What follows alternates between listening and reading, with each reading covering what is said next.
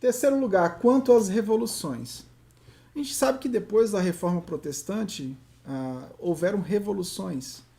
E essas revoluções pós-Reforma Protestante trouxeram uma democracia e liberdade que os cristãos sempre tiveram dificuldade de usar. Sim. Assim, precisamos viver em tolerância religiosa, mas sem deixar de expor a nossa cosmovisão cristã nos ambientes públicos. Bom, aí é que está o problema, né? é que está o problema, porque a nossa sociedade nunca foi tão democrática assim como se fala. Eu sempre digo que a democracia ela é muito relativa, né? Essa liberdade religiosa que é trabalhada hoje não é bem assim.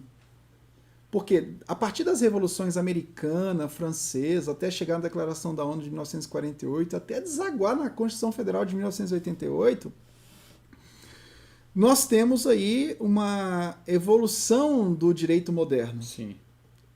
Nós temos aí, primeiro, uma ruptura do direito com a teologia. Cada um vai pro seu lado. Isso tem causas lá em Tomás de Aquino. Sim. Né? Mas, assim, a partir dessa ruptura do direito com a teologia, houve também, e a gente não está aqui para reivindicar que se una novamente, embora a gente acredite que a lei de Deus, sim, ela deve governar as nossas vidas acima de todas as leis. Né? Então essa nossa postura também é uma postura mais neocalvinista. Né? sim. Mas, assim, o que a gente quer deixar bem claro para vocês é que essas revoluções americana, francesa, a ONU, o que a gente tem hoje de documento como a Carta Magna, a Constituição Federal, essas revoluções não garantem tanto assim a democracia de expressão. Por que elas não garantem? Porque a mesma liberdade de expressão que os grupos LGBT usam e as empresas acharam nesse nicho um mercado para imporem não somente a venda, mas usar um nicho do LGBT para alcançarem as nossas crianças, né? Eles usam o princípio da liberdade de expressão, mas se você usar o mesmo princípio de liberdade de expressão para dizer que não concorda, você é taxado de intolerante. E homofóbico. É o discurso de ódio. É o discurso de ódio. Então, assim, o resultado das revoluções não são tão benéficos assim para o cristianismo. Ok, a gente glorifica a Deus pela liberdade religiosa? Claro, ok. Sempre. Só que o pressuposto da liberdade não é a liberdade religiosa. O pressuposto da liberdade é o desaguar nas liberdades libertinárias. É como se fosse assim, olha, vocês, na sua liberdade, você não está liberto. Justamente. É um paradoxo.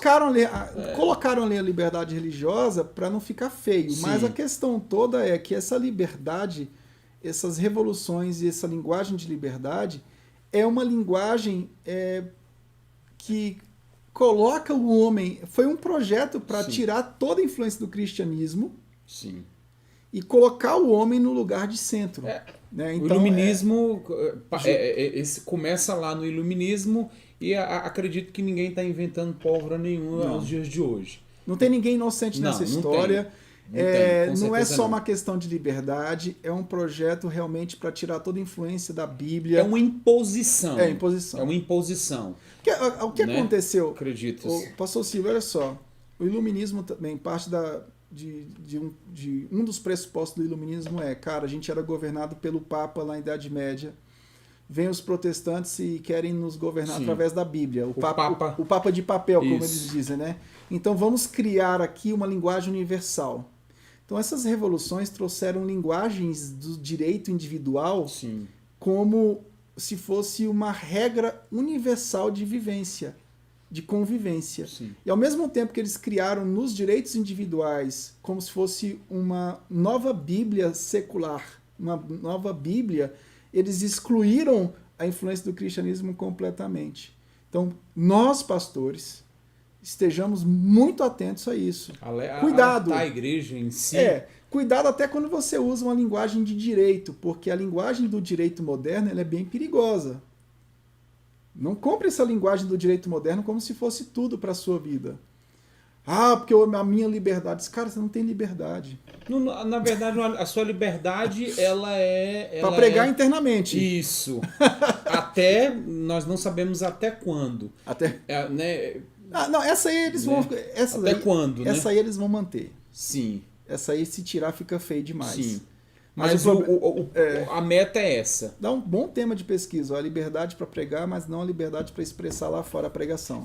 Porque quando você prega e você não tem a liberdade de expressar a sua opinião, você está sendo amordaçado.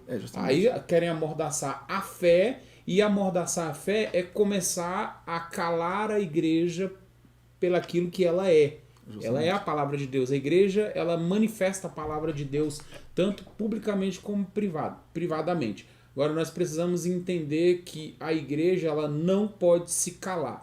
A igreja, ela tem que respeitar a opinião, né? Tolerar, sim. Respeitar sempre. Agora, amar não é... eu sou casado com a mesma mulher tem 27 anos. Eu sou casado com a minha esposa, né? Tô junto com ela desde 27 anos. Vai fazer agora. Eu não concordo em tudo com ela, mas a amo do mesmo jeito e vice-versa. Então, discordar não é falta de amor. Para não discordar. Antes que derrube nosso vídeo, deixa eu dizer uma coisa para vocês. Nós não estamos aqui defendendo homofobia. Jamais. Gente, homofobia é crime. É inadmissível a violência contra héteros, gays, brancos, pobres. É inadmissível violência contra todos os grupos. Ok? Mas o que nós estamos dizendo e defendendo aqui é que o mundo pós-moderno, ele é um mundo secularizado que quer calar a boca da igreja no espaço público.